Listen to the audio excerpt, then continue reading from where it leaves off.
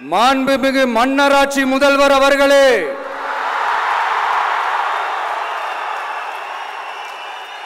மாண்புமிகு திரு முத்துவேல் கருணாநிதி ஸ்டாலின் அவர்களே, அவங்க உங்களுக்கும் மேல மாண்புமிகு திரு மோடிஜி அவர்களே. என்னமோ உங்க பேரெல்லாம் சொல்றதுக்கு எங்களுக்கு ஏதோ ஒரு பெரிய பயம் மாதிரியும் படத்துல சொல்லுவேனே, லியோவை பார்க்கணும், லியோவை பார்க்கணும், லியோவை பார்க்கணும். தமிழ்நாடு தமிழர்கள்னாலே அலர்ஜி. தமிழ்நாட்டில இருந்து வர ஜிஎஸ்டியே கரெக்டா வாங்கிக்கிறீங்க, ஆனா தமிழ்நாட்டுக்கு பட்ஜெட்ல நிதி ஒதுக்க மாட்டேங்கிறீங்க. ஒரே நாடு ஒரே தேர்தல் நீங்க ஸ்டார்ட் பண்ணப்பவே புரிஞ்சிருச்சு பிரதமர் சார். ஏன்னா தமிழ்நாடு பல பேருக்கு தண்ணி காட்டின ஸ்டேட் சார், பல பேருக்கு தண்ணி காட்டின state sir. I would like to mention here with pride, காற்று மழை வெயில் இயற்கையை யாரால் கட்டுப்படுத்த முடியும், யாரால் தடுக்க முடியும்? இவை எல்லாம் கடவுளால் உருவாக்கப்பட்டவை. அப்படிதான் எம் மக்களுக்கான அரசியலையும் யாராலும் தடுக்க முடியாது. அரசியல் சூறாவளியையும் தேர்தல் சுனாமியையும் தடுப்பார் எவர்? ரெண்டே ரெண்டு பேருக்கு நடுவுல தான் போட்டியே. ஒன்னு டிவிகே, இன்னொன்னு டிஎம்கே. மெரினா தூரத்தில் இருக்கிறது, ஆனால் இங்கே ராமச்சந்திரா ஹாலில் ஒரு சுனாமியை கொடுத்திருக்கிறார் பொதுச் செயலாளருக்கு நன்றி.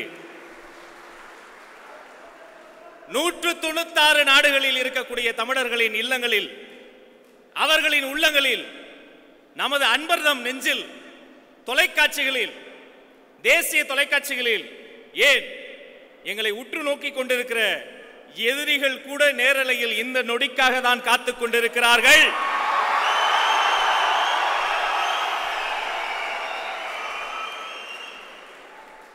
ஒரு டார்கெட் இலக்கு வைத்து, ஒரு இலக்கு வைத்து இனிப்பு விற்கிறது சுவிட்சர்லாந்து, ஒரு இலக்கு வைத்து இனிப்பு விற்கிறது சுவிட்சர்லாந்து, ஒரு இலக்கு வைத்து பெட்ரோல் விற்கிறது அரபு நாடு, ஒரு இலக்கு வைத்து பெட்ரோல் விற்கிறது அரபு நாடு. உலகத்திலேயே இலக்கு வைத்து சாராயம் விற்றுக் கொண்டிருக்கிறது தமிழ்நாடு. இதை திருத்த, இந்த அரசியல் அழுக்குகளை வெளுக்க, எங்க அண்ணா சொன்னதை போல அந்த கல்லூரியினுடைய பிரின்சிபல், அதாவது முதல்வர் முதல்வர் முதல்வர் விஜய் இந்த இடத்தில் தமிழக வெற்றி கழகத்தினுடைய முதலாவது பொதுக்கூட்டத்தில் உங்கள் முன்னால் உரையாற்ற இதோ வருகிறார் தலைவர்.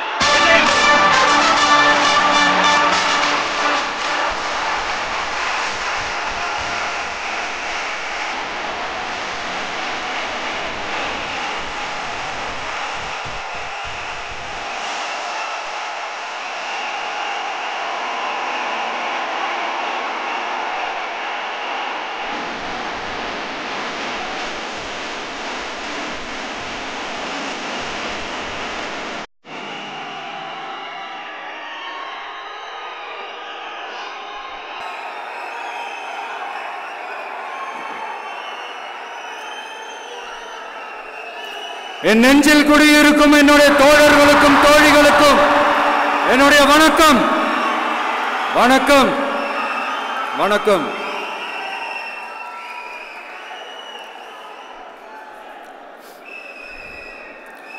கதறல் சத்தம்லாம் எப்படி இருக்கு?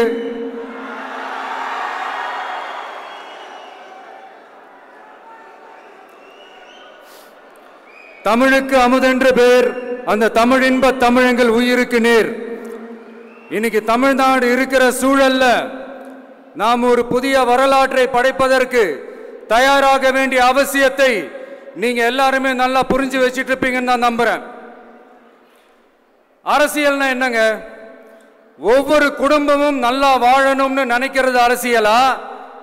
இல்ல ஒரே ஒரு குடும்பம் மட்டும்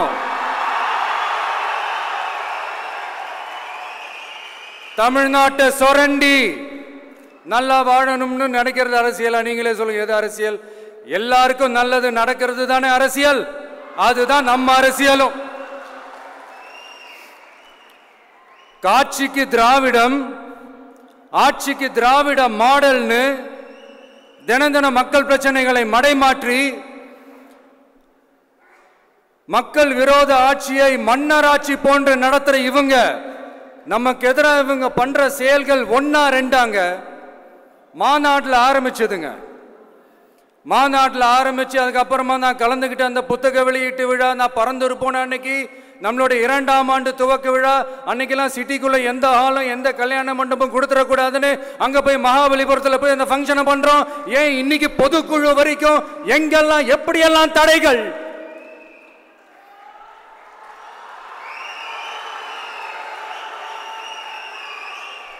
ஆனா அத்தனை தடைகளையும் தாண்டி நம்மளுடைய தோழர்கள் சந்திப்பு நிகழ்ச்சிகள், மக்கள் சந்திப்பு நிகழ்ச்சிகள் தொடர்ந்து நடந்துகிட்டு தான் இருக்கும். அது தொடர்ந்து நடக்கும்.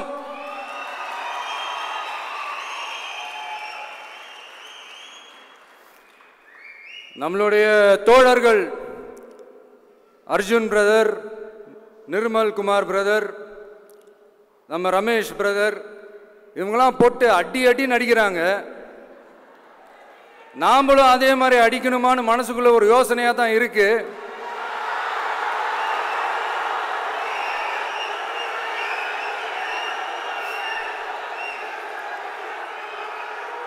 ரைட்.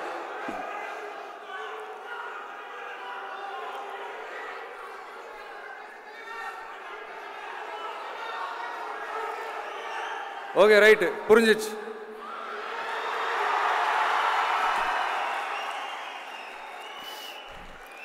மாண்புமிகு மன்னராட்சி முதல்வர் அவர்களே,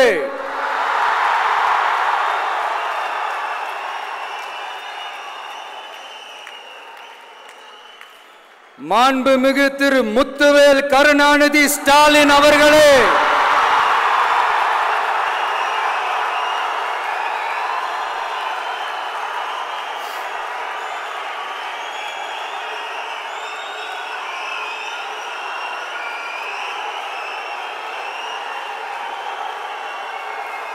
பேரை மட்டும் வீராப்பா சொன்ன பத்தாதவர்களே,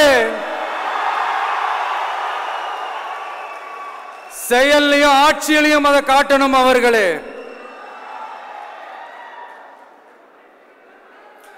ஒன்றியத்தில் பாஜக ஆட்சியை ஒரு பாசிச ஆட்சின்னு அடிக்கடி அறைகூவல் விடுத்துவிட்டு இங்க நீங்க பண்ற ஆட்சி மட்டும் என்னவா? அதுக்கு கொஞ்சம் கூட குறைவில்லாத அதே பாசிச ஆட்சி தானே.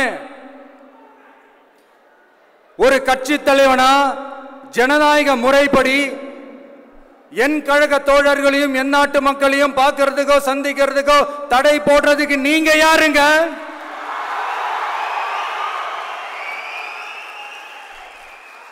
தடையை மீறிய மக்களை பார்க்கணும்னு முடிவு பண்ணிட்டா போயே தீருவேன். சட்டத்தை மதிக்கணும்ன்ற ஒரே காரணத்துக்காக தான் அமைதியா இருக்கிறேன். நேத்து வந்தவெல்லாம் முதலமைச்சர் ஆகணும்னு கனவு காண்றான்னு சொல்றீங்க. அது நடக்கவே நடக்காதுன்னு சொல்றீங்க. அப்படியே எந்த கட்சிக்கும் இல்லாத நெருக்கடிய தமிழக வெற்றி கழகத்துக்கு மட்டும் போட்டுக்கிட்டே இருக்கிறீங்க.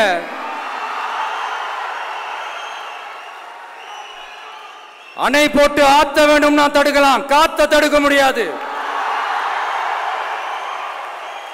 அதையும் மீறி தடுக்கணும்னு நினைச்சீங்கன்னா சாதாரணமா இருக்கிற காத்து சூறாவளியா மாறும். ஏன் சக்தி மிக்க புயலா கூட மாறும். எனது அருமை தமிழக வெற்றி கழக தோழர்களே, நான் மாநாட்டில் ஒரு விஷயத்தை ரொம்ப வலியுறுத்தி சொன்னேன். அதே தான் இங்க நான் திரும்பவும் ரிப்பீட் பண்றேன். இந்த மண் பிளவுவாத சக்திகளுக்கு எதிரான மண், சகோதரத்துவ மண், சமய நல்லிணக்கத்தை பேணும் சமூக நீதிக்கான மண். இதை நம்ம பாதுகாத்தே தீரணும். உங்க எல்லாரையும் வேண்டி வேண்டி கேட்டுக்கிறேன். தமிழ்நாட்டிலிருந்து பல பகுதிகளிலிருந்து வர செய்திகள்லாம் கேட்கும் போது மன உளைச்சலையும் மன வேதனையும் தரதாகவே இருக்கு. சட்டம் ஒழுங்குன்னு ஒன்று இருக்கிறதாவே தெரியல. அதுக்கெல்லாம் இந்த கரப்ஷன் கபடதாரிகள் கவர்மெண்ட் தான் காரணம். இந்த நிலைமை மாறணும். அதுக்கு இருக்கிற ஒரே வழி, இங்க உண்மையான மக்களாட்சி மலரணும். அது வரணும்னா இவங்களை மாத்தணும்.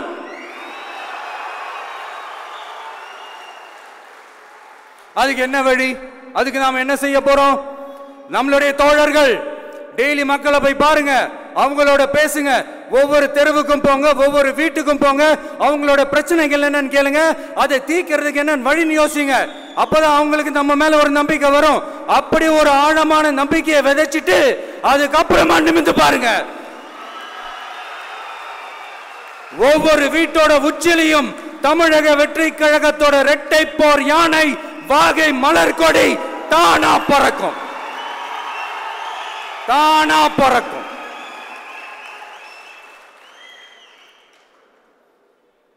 மாண்புமிகு மன்னராட்சி முதல்வர் அவர்களே, உங்க ஆட்சியை பத்தி கேள்வி கேட்டா மட்டும் ஏன் சார் உங்களுக்கு இவ்வளவு கோபம் வருது? நீங்க ஒழுங்கா ஆட்சி நடத்திருந்தீங்கன்னா பெண்கள் பாதுகாப்பு ஒழுங்கா இருந்திருக்கும், சட்டம் ஒழுங்கு சரியா இருந்திருக்கும். பச்சை பிள்ளைங்க, படிக்கிற பிள்ளைங்க, சின்ன பொண்ணுங்க, வீட்டில் இருக்கிற பொண்ணுங்க, வேலைக்கு போற பொண்ணுங்கன்னு இவங்க எல்லாருக்கும் நடக்கிற கொடுமைகளை சொல்ல முடியல சார்.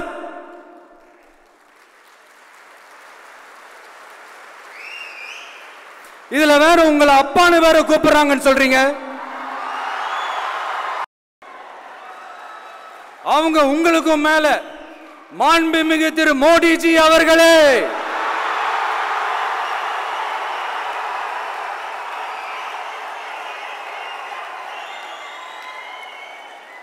என்னமோ உங்க பேரெல்லாம் சொல்றதுக்கு எங்களுக்கு ஏதோ ஒரு பெரிய பயம் மாதிரியும் அப்படி ஒரு விஷயத்த சொல்லிடுறது. பேரை சொல்லணும், பேரை சொல்லணும், பேரை நான் ஒரு படத்துல சொல்லுவேனே, லியோவை பார்க்கணும், லியோவை பார்க்கணும், லியோவை பார்க்கணும்.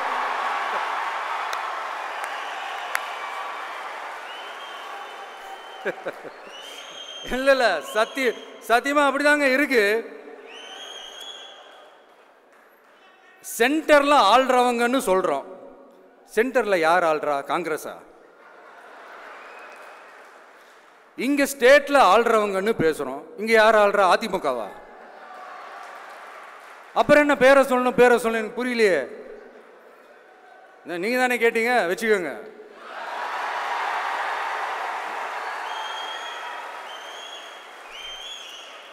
ஓட்டுக்காக காங்கிரஸ் கூட தேர்தல் கூட்டணி, கொள்ளையடிக்கிறதுக்காக உங்களோட, அதாவது பாஜகவோட மறைமுக அரசியல் கூட்டணி, இப்படி உங்க பேரை சொல்லியே மக்களை ஏமாத்துறதும், உங்க பேரை சொல்லியே மக்களை பயமுறுத்துறதும், இப்படி இந்த கரப்ஷன் கபடதாரிகளுக்கு மறைமுகமாக உதவும் உங்க அரசுக்கு ஏஞ்சி தமிழ்நாடு தமிழர்கள்னாலே அலர்ஜி.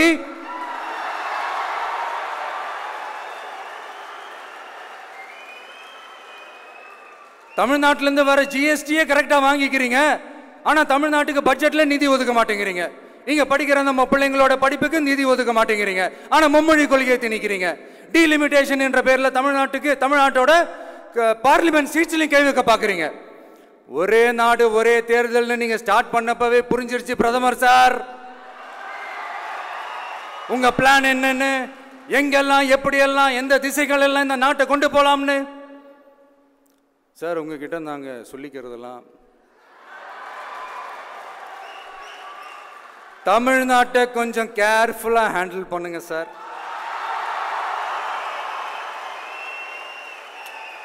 ஏன்னா தமிழ்நாடு பல பேருக்கு தண்ணி காட்டின ஸ்டேட் சார், பல பேருக்கு தண்ணி காட்டின ஸ்டேட் சார். பார்த்து சார், பார்த்து செய்யுங்க சார், மறந்துடாதீங்க சார்.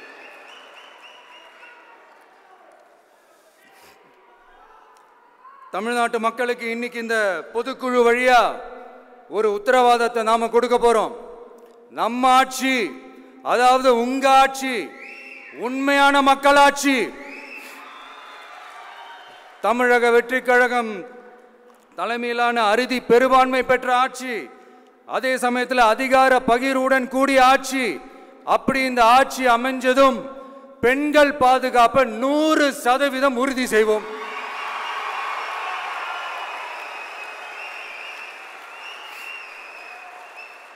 சட்டம் ஒழுங்கு ரொம்ப முறையா ஸ்ட்ரிக்டா வச்சிருப்போம். கல்வி, சுகாதாரம், மருத்துவம்னு அத்தனையிலையும் ரொம்பவே கவனம் செலுத்துவோம். அதுவும் எல்லாருக்கும் ஈஸியா ஈக்குவலா கிடைக்கிற மாதிரி செய்யறது தான் நம்ம டார்கெட்.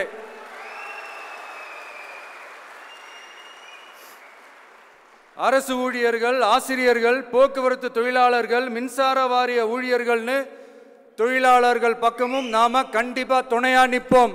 ஏன்னா நாம எப்பவுமே உழைக்கிறவங்க பக்கம்தான்.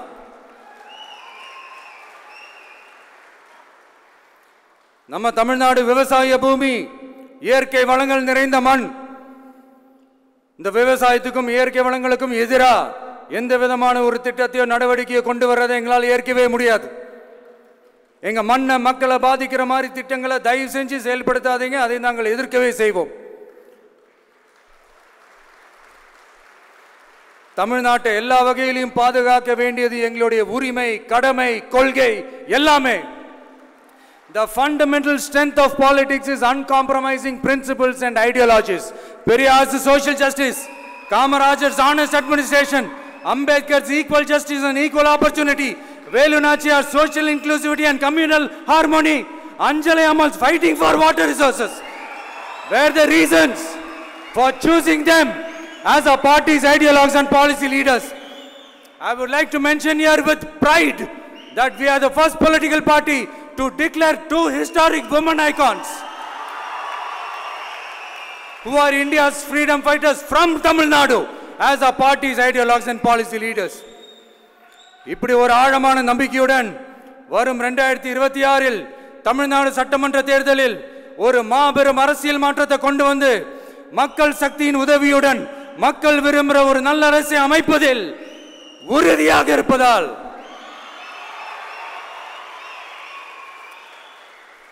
அதை தடுக்கிறதுக்குன்னு சில பேர் பகல் கனவு காண்பார்கள் இல்லையா?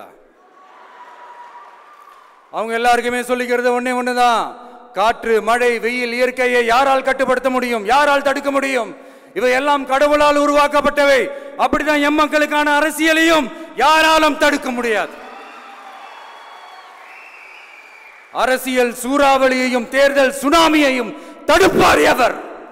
அப்படிதான் எம் மக்களுக்கான அரசியலையும் அந்த வெற்றியையும் யாராலும் தடுக்க முடியாது. அப்படி தடுக்கணும்னு நினைக்கிறவங்களோட கனவு ஒரு நாளும் மெய்ப்படாது. Before concluding my speech, few words from William Blake. Men may come, men may go, but I go on forever.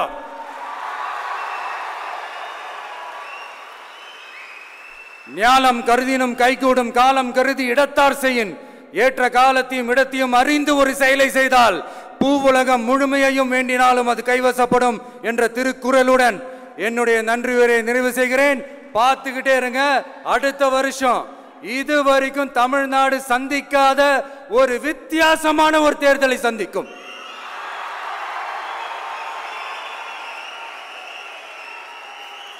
ரெண்டே ரெண்டு பேருக்கு நடுவுல தான் போட்டியே. ஒன்னு டிவிகே, இன்னொன்னு டிஎம்கே.